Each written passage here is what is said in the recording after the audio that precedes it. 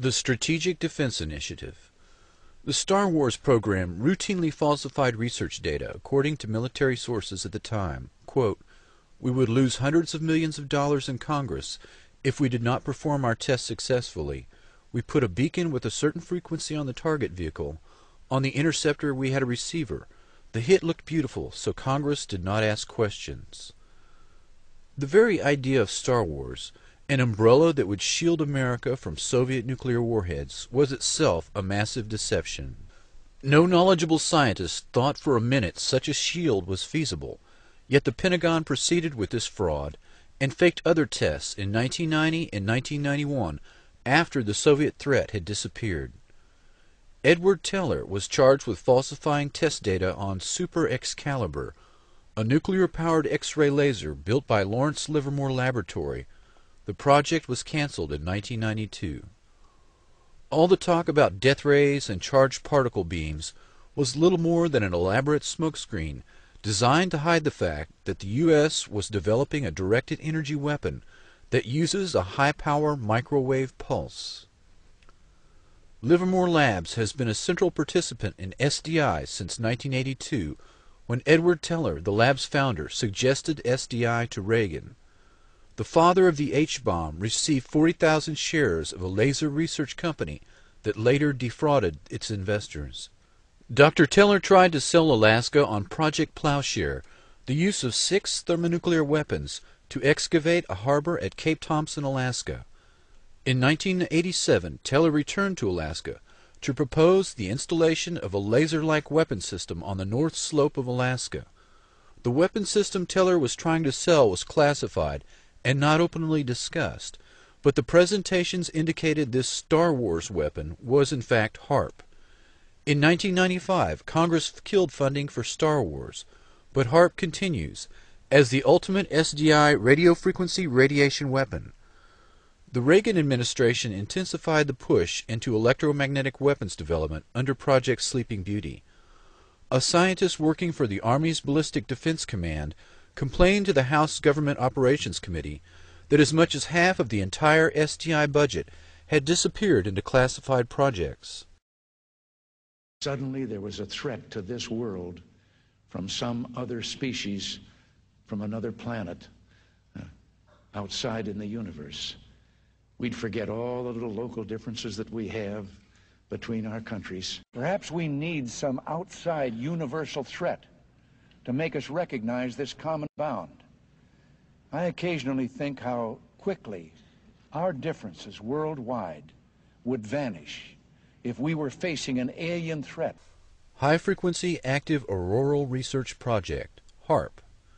30 miles from Fairbanks, Alaska, is the real focus of anti-missile defense that SDI was purported to be, and much more. The public patent was titled "A Method and Apparatus for Altering a Region of the Earth's Atmosphere, Ionosphere, and Magnetosphere." Dr. Bernard Eastland, a physicist who holds a patent for the fusion torch, and also holds a dozen others related to HAARP that were eventually purchased by E-Systems and Raytheon. Patent number 4686605 claims the following uses: cause total disruption of all forms of communications over a very large portion of the Earth, missile or aircraft destruction, deflection, or confusion, weather modification, by altering solar absorption, also altering composition of the atmosphere. This patent was classified by the Navy under National Security Order in 1987, but other public patents exist for purposes of power beaming systems, artificial ionospheric mirror composed of a plasma layer, creation of artificial ionizing clouds above the Earth, defense system for discriminating between objects in space, nuclear-sized explosions without radiation. HAARP is described as a research instrument for studying the ionosphere, an ionospheric heater, or IRI, of which many exist, but HAARP is special. The ability to focus energy and the unprecedented amount in gigawatts, billions of watts, makes it literally millions of times more effective at heating the region about 120 miles above the Earth's surface. The atmosphere has most of its density below 30 miles altitude. The ionosphere is the very thin layer above that absorbs dangerous ultraviolet radiation and makes life possible on Earth. There is very little mixing normally between the two layers, but disturbances in the ionosphere translate to changes in weather, such as normally occurring sunspots and the solar wind. The main idea behind HAARP is the ability to direct electrons along the naturally occurring magnetic field lines of the Earth and accelerate them to near the speed of light to form a protective shell of highly excited particles that not only block communications worldwide, but destroy missiles in their trajectory as they descend from space.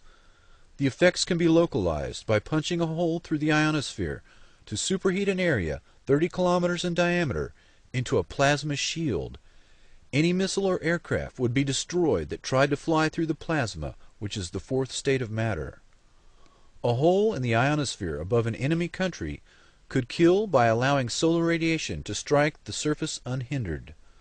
Weather modification could also be used as an instrument of warfare by manipulating the electrojet and the jet streams that dictate climate. The publicly stated aim is C3, Command, Communication, and Control. The margin of victory in war is to block or intercept enemy communications and to secure your own. The signals in the ELF extremely low frequency range can be generated by HAARP and heard anywhere in the world, and are used for Earth-penetrating tomography, basically finding enemy submarines and underground bases. Dr. Richard Williams says the high-energy experiments will generate the equivalent of the output of 10 to 100 large power-generating stations, and that, quote, tests of these kinds could cause irreversible damage. According to Dr. Elizabeth Rauscher, quote, the ionosphere is prone to catalytic reactions, so if a small part is changed, a major change in the ionosphere can happen. HAARP documents admit that 1,000-fold greater amounts of energy can be released in the ionosphere than injected. Stanford University experiments beaming radio waves into the magnetosphere detected the signals halfway around the world. Some were amplified 1,000 times. David Yarrow states, quote, Earth's axial spin means that a burst lasting more than a few minutes will slice through the ionosphere like a microwave knife, producing not a hole, but a long tear and incision. HAARP documents describe intentionally trying to get a runaway effect in the ionosphere. Quote, the instabilities commonly studied are approaching their maximum radiofrequency energy dissipative capacity, beyond which the plasma process will run away until the next limiting factor is reached. The first atomic weapons testing was done without knowing if the chain reaction would stop or keep going. Dr. Oppenheimer admitted years later that, quote, the government knew that the scientists didn't know. The decision to pulse several gigawatts of energy into the ionosphere could cross a threshold. Walter Richmond wrote of an account of such an event in a book entitled The Lost Millennium. The event began with a solar tap, a planetary short circuit. Quote, the surge of power became an avalanche.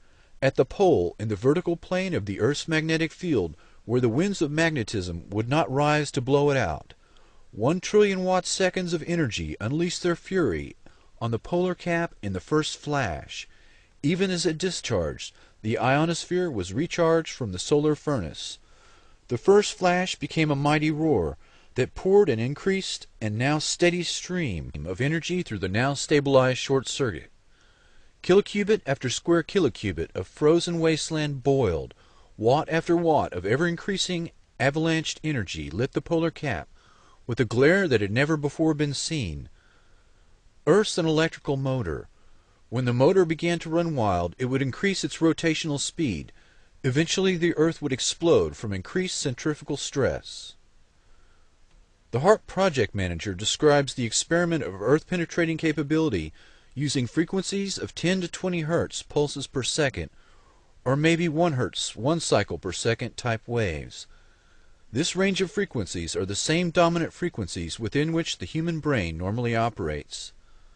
The military, particularly the Navy and Air Force, have extensive research on the negative effects of extremely low-frequency radiation.